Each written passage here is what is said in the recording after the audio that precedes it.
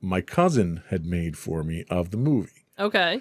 And I would sit there and listen to the audio recording. And it was the dialogue and the music and everything. Okay. But you not seeing anything, you very quickly realize the music told the story. Mm-hmm. The music, his music is like a narrator. Absolutely. It sets the pace for the movie. Mm-hmm. It tells you when a scene changes. It sets the environment. I mean, you can feel the forest scenes, for instance. Mm-hmm. You didn't need to see trees. You could hear it just in the score that he wrote for it. Mm-hmm. It was one of the most incredible experiences. And even now, we play scores and various orchestral pieces on our home smart speakers, and I can listen to the opening score of any of the Star Wars movies, and within 30 seconds, because there's subtle differences in each of them. It's the main score, mm-hmm. but there's differences from movie to movie. I can tell you which movie it is, and as it progresses through the score, I can tell you what scene it is, where the dialogue comes in, and that's how powerful his music is. And what's also funny is that when we listen to those channels, not necessarily it being a Star Wars channel, 80% of the movie or 80% of the songs are John Williams songs, because not only has he done all of Star Wars and all of Indiana Jones and most of Harry Potter and, all of these iconic He's incredibly movies. prolific mm-hmm. in the impact that he's had on pop culture and music across various genres. Mm-hmm. Yeah. It's worth noting that, I only read excerpts of the interviews. I would recommend going to the StarWars.com website to actually read mm-hmm. the full interviews, because there's a lot more to them. Mm-hmm. But happy birthday to John Williams, 90 years old. 90 years old. God bless. Mm-hmm. Also this week in Star Wars news, Obi-Wan Kenobi gets a debut date. So one of the greatest Jedi ever is back for a new mission. Obi-Wan Kenobi, the new limited series from Lucasfilm, will debut May 25th exclusively on Disney+. The series stars Ewan McGregor reprising his role as the iconic Jedi Master. The story begins 10 years after the dramatic events of Star Wars: Revenge of the Sith, in which Obi-Wan Kenobi faced his greatest defeat, the downfall and corruption of his best friend and Jedi apprentice, Anakin Skywalker, who turned to the dark side and became the evil Sith Lord Darth Vader. No spoilers, though, in case you haven't seen it. If you haven't seen it now, you're like 40-something years late. The series also marks the return of Hayden Christensen in the role of Darth Vader. Now, the other thing that's worth noting is that we've only gotten a teaser trailer mm-hmm. so far out of this, and it was less shots from it was a mix of art, a couple of shots from the series, and interviews. So it didn't really show you much of what was happening in the show. Right. So everyone's eagerly anticipating the teaser trailer, the actual full trailer mm-hmm. to show up. Right. Speculation is it'll drop during the Super Bowl this weekend. Okay. So one more reason to watch the Super Bowl. Okay. I didn't have enough already, so. Yeah, I didn't really have any. Yeah, so. No boxes. Yeah, me either. So, anyway, that's all we had for our Tales from the Edge of the Galaxy. We'll be back in a minute after a quick break with our entertainment news of the week.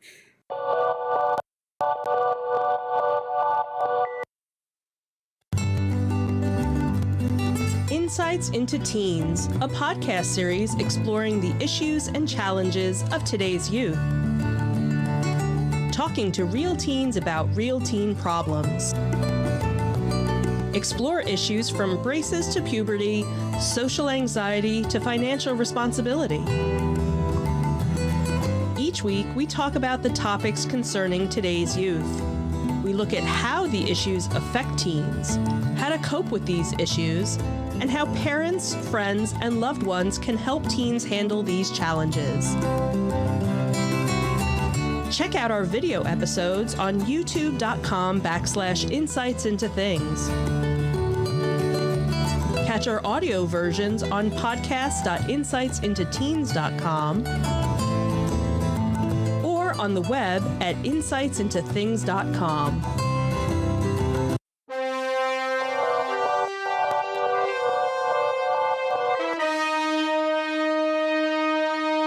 Go for entertainment news. So, leave it to Dolly Parton to deliver the good news of the day. From CNN.com, it seems that the legendary singer's theme park, Dollywood, will begin paying full college tuition for all employees who choose to go. The company will also cover miscellaneous fees and textbooks. The education perk is available to employees starting on their very first day of work and will be available to all seasonal, part-time, and full-time employees. The tuition coverage starts February 24th. Dollywood has a reputation for caring for its employees. Along with the new tuition benefit, employees receive access to the Dollywood Family Health Care Center and provide free meals for every working shift. They also have an apprentice and leadership training program, and the park also pays a portion of child care costs for employees who need child care while they're at work. I think that is more good news. Absolutely. Now, granted, she's definitely become like a national treasure.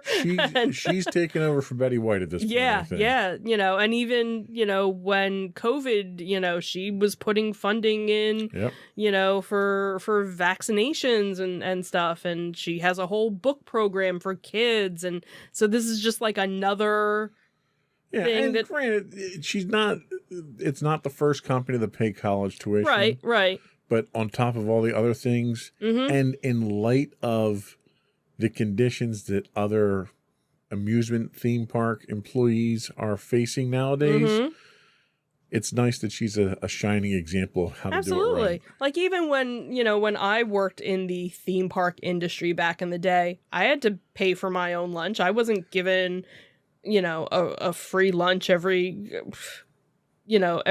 time I worked. Granted, I wasn't paying the same price as guests were going. You get an employee discount. I was getting an employee discount, but still, I still had to pay. So if I was working a 5-day work week.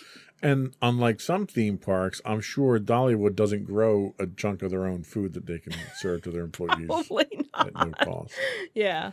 That would be a place that I would want to go to, just to say I've been. That and the Holy Land experience, but we can't do down. that. That one closed. We missed that one. We had that opportunity so many times. We better get the Dollywood before they close. I bite your tongue. They better not.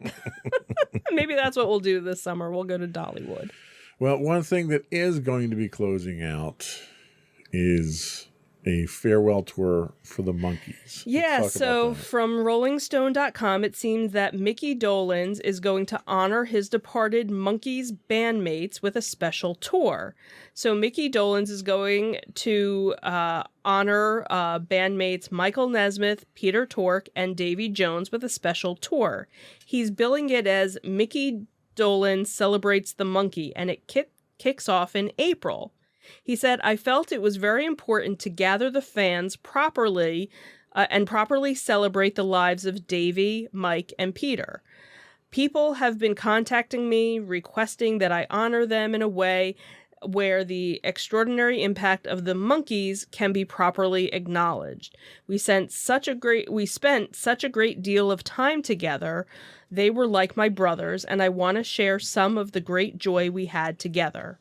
Dolenz will be backed by a 7-piece band for the show and will play all of the Monkees' hits in addition to signature songs by all 3 of his former bandmates, including Nesmith's Different Drum and Papa Jean's Blues, Tork's For Pete's Sake and Can You Dig It, and Jones's Look Out, Here Comes Tomorrow, and Valerie.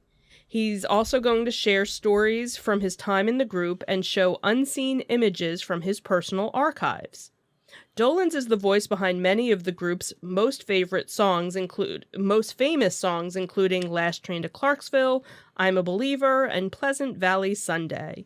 He is also the only monkey to participate in every single reunion project the band ever attempted, with the exception of a brief 1986 Australian tour that featured just Jones and Torque. He said, "I never resented being known as a monkey."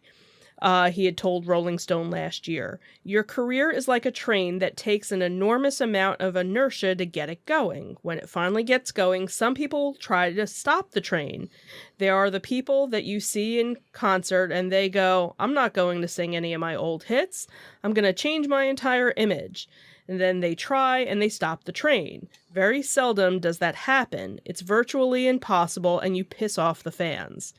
Dolenz spent last year in an extensive Monkees farewell tour with Michael Nesmith that wrapped up just 26 days before he had died from heart failure. He said, "I found out a couple of days ago that he was going into hospice," he had told Rolling Stone just a few hours after the news broke. I knew that's what it meant. I had my moment then, and I let go. It's just good to know that he passed peacefully." Yeah, I mean, it's nice that he's doing it in memory of his bandmates. It's sad that he's the last one and he's kind of stuck with the job of doing that sort of thing. Well, I did happen to look up some of the tour dates. So he's actually on tour starting like next month up until the summer, but with different bands kind of scattered throughout. And then he kind of does a chunk in April where it's just this Monkees tribute. So he's actually touring, pretty much from, like I said, from now until June. He's going to be in Red Bank, which is kind of close to here. And then he's going to be in Lancaster. That's as close as he's going to come to our area. So I'm sure some of these other shows will be, some of the Monkees stuff, but not just specifically the tribute show. Right. So yeah, I remember a good chunk of my childhood was watching and listening to Monkees. Mine too. So all right. Well, that was all we had for our entertainment news. We'll be right back with our insightful picks of the week.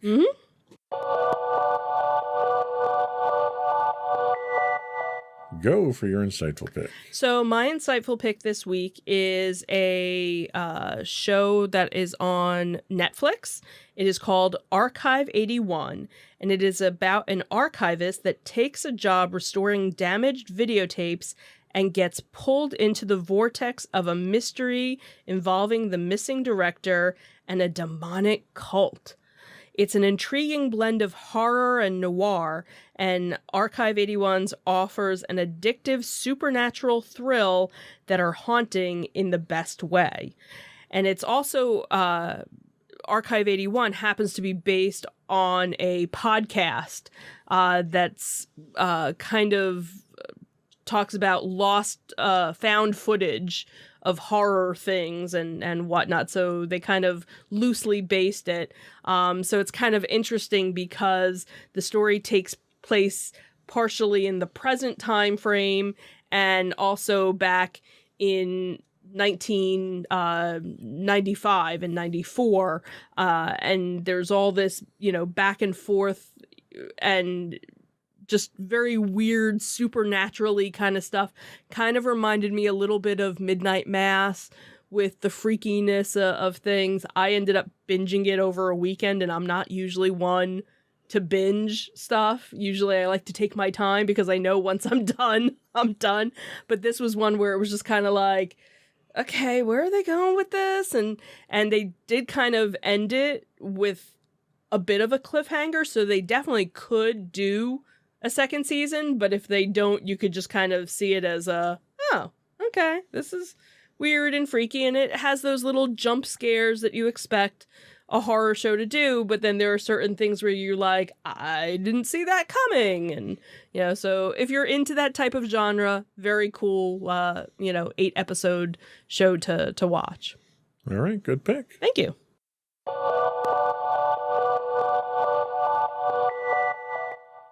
So my pick this week is a documentary. I guess it's kind of a documentary. Engineering Catastrophes. Experts, it airs on Science Channel, by the way. Experts look at engineering blunders that have either caused catastrophes or are disasters waiting to happen. They use cutting-edge technology to examine what went wrong and to figure out if it can be fixed.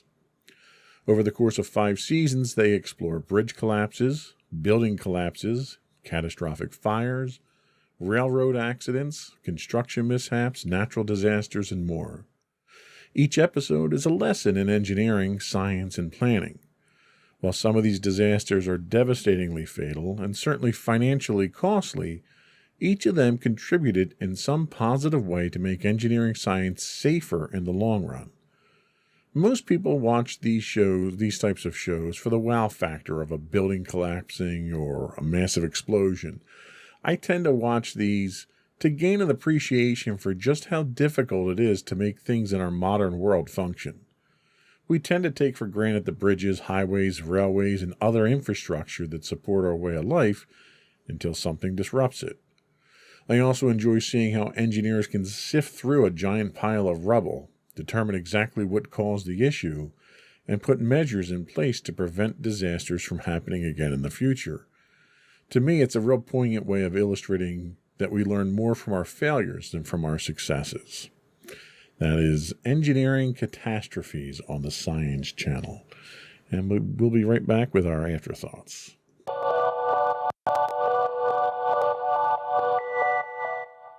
So, we've been talking about these. Let's plug them real quick. Sure. So we have Nerd Fest. Gotta love that. Which is February 27th. It is at the Holiday Inn in Swedesboro. It's just the one day from 10 to 4. Admission is $5. Kids 12 and under are free with a paying adult. And then, of course, our favorite... ZoloCon. That will be March 5th and 6th in Warminster, Pennsylvania. Admission on Saturday is $15. Kids are $5. And then on Sunday, general admission is $10 and kids are free. All righty. Before we go, I do want to once again implore our listening and viewing audience to subscribe to the podcast. You can find audio versions of this podcast listed as Insights into Entertainment. Video versions of all of our podcasts can be found listed as Insights into Things. We're available on Pandora, Castro, Stitcher, Podbean, Buzzsprout, and any place you can get a podcast. I would also invite you to write in, give us your feedback, give us your conventions you'd like us to plug. You can email us at comments@insightsintothings.com. You can find us on Twitter at twitter.com/insights_things. We do stream 5 days a week on Twitch at twitch.tv/insightsintothings. You can find us on Facebook at facebook.com/insightsintothingspodcast. You can find all of our past shows on YouTube at youtube.com/insightsintothings. You can find us on Instagram at instagram.com/insightsintothings. Or you can find all this and much more on our official website at www.insightsintothings.com.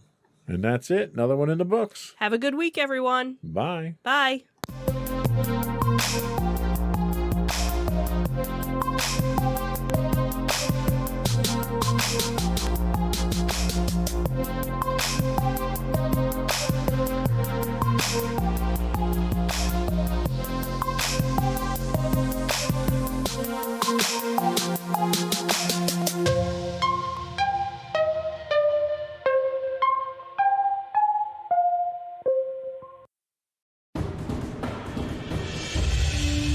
For over 7 years, the Second Sith Empire has been the premier community guild in the online game Star Wars: The Old Republic.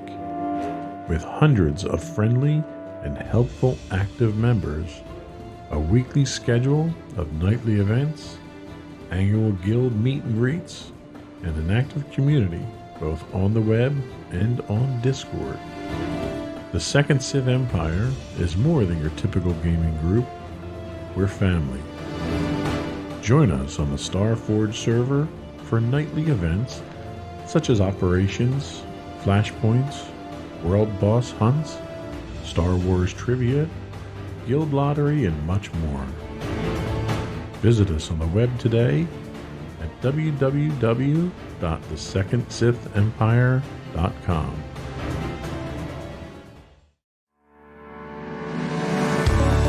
Insights into Entertainment, a podcast series taking a deeper look into entertainment and media. Our husband and wife team of pop culture fanatics are exploring all things from music and movies to television and fandom. We'll look at the interesting and obscure entertainment news of the week. We'll talk about theme park and pop culture news. We'll give you the latest and greatest on pop culture conventions. We'll give you a deep dive into Disney, Star Wars, and much more. Check out our video episodes at youtube.com/insightsintothings. Our audio episodes at podcast.insightsintoentertainment.com, or check us out on the web at insightsintothings.com.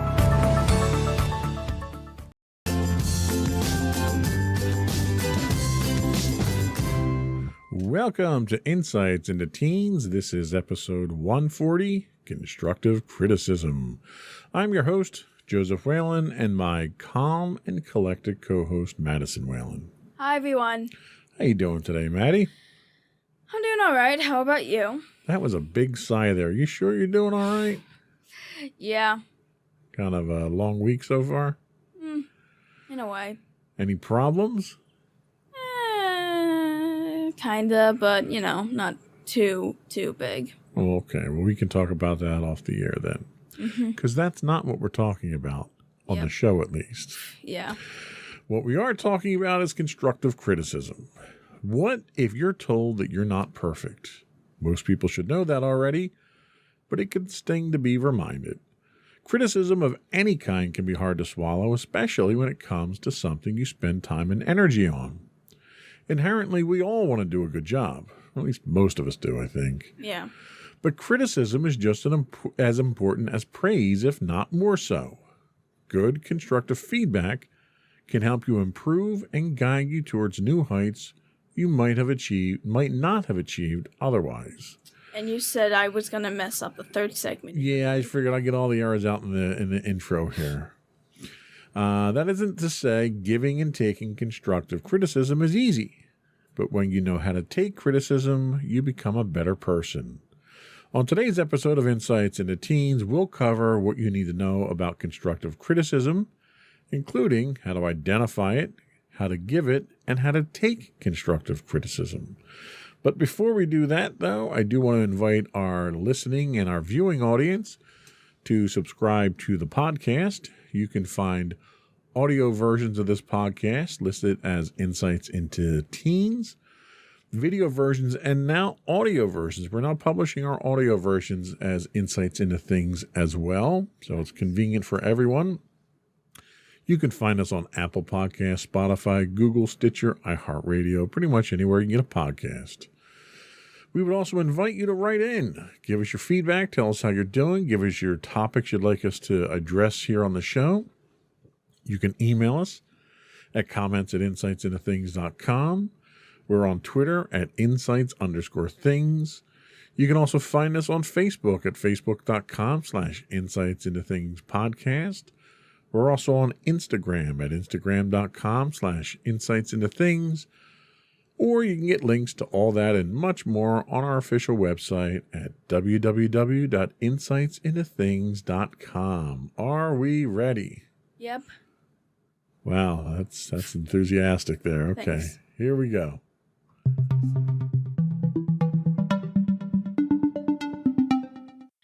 So, today's source comes from asana.com, right? Okay. So, first of all, what is constructive criticism? Before we discuss how to give and take constructive criticism, we first need to understand what it is. So, constructive criticism focuses on providing constructive feedback supported by specific examples to help you improve in some area. constructive criticism should be offered in a friendly manner with good intentions. Ideally, the person offering constructive criticism should also be prepared to help brainstorm possible solutions and next steps in order to serve as a valuable tool in the growth process. It's important to note that constructive criticism is not negative criticism, nor should it be interpreted that way. Though constructive criticism won't always be positive, it should be centered around helping someone improve, not tearing them down. So, constructive criticism can have non-positive feedback, but there's a difference between constructive criticism and destructive criticism. You may encounter feedback that's portrayed as constructive criticism, but is actually just veiled negative comments. This type of feedback is what's called destructive criticism. Unlike constructive criticism, destructive criticism is feedback that isn't designed to help you improve and grow into a better person. Instead, destructive criticism is intended as a personal attack. It's often formatted to harm someone's self-esteem. It can be criticism done in a public setting designed to embarrass you, and it's typically not specific or actionable enough to help you. It can be hypercritical or needlessly nitpicky. If you encounter destructive criticism, don't be afraid to shut it down or ask for help from a mentor. Depending on the situation, you, a mentor, a teacher, or a guidance counselor can help you address the situation. There's also benefits to constructive criticism. Even if you give the perfect piece of advice, constructive criticism is still difficult to both give and receive. But don't shy away from this type of feedback just because it's difficult. In fact, constructive criticism can help both you and the person you're giving feedback to grow personally. By practicing constructive criticism, you're building an atmosphere of openness and trust. Not every conversation you have with people will be easy, but difficult conversations are a big part of developing a collaborative team. Everyone will have their own values and practices, but opening the door to constructive and honest conversations can help you break down trust barriers and develop a closer connection with the people you interact with on a daily basis. When we Yeah, just keep on reading through that.